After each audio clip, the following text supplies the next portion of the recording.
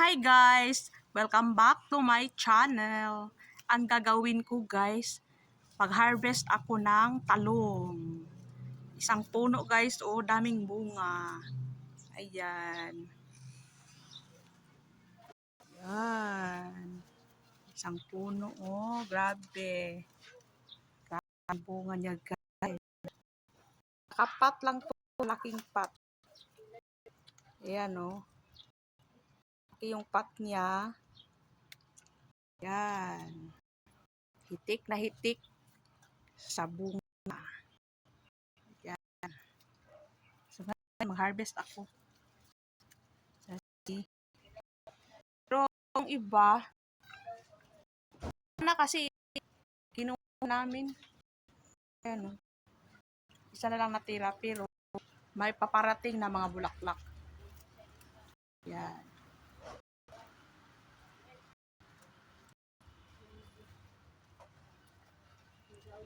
Okra.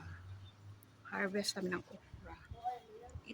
Ito yung guys, talong na parang ampalaya. Ayan. Parang ampalaya, pait.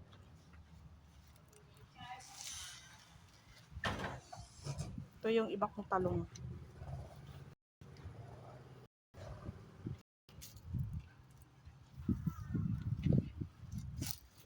Yan, okra.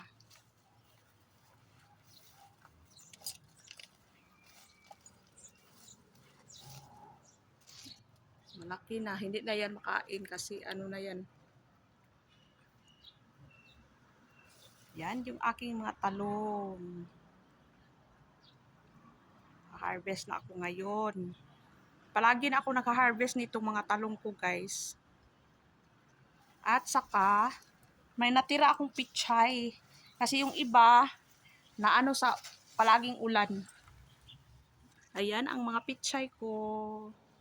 Yan na lang natira kasi yung palaging uulan, nabulok yung mga pichay.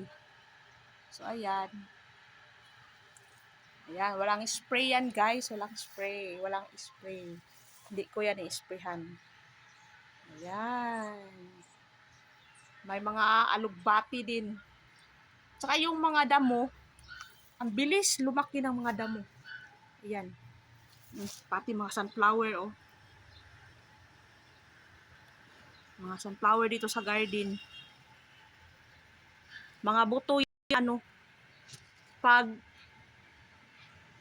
palaging ulan at babaha, ayun, yung mga buto ng mga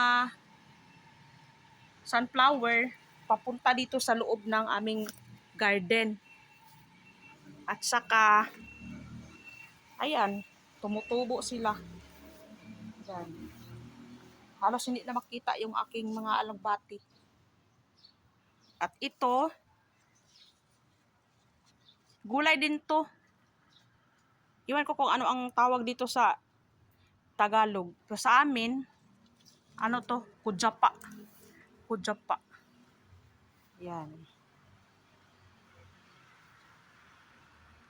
So, yun lang guys.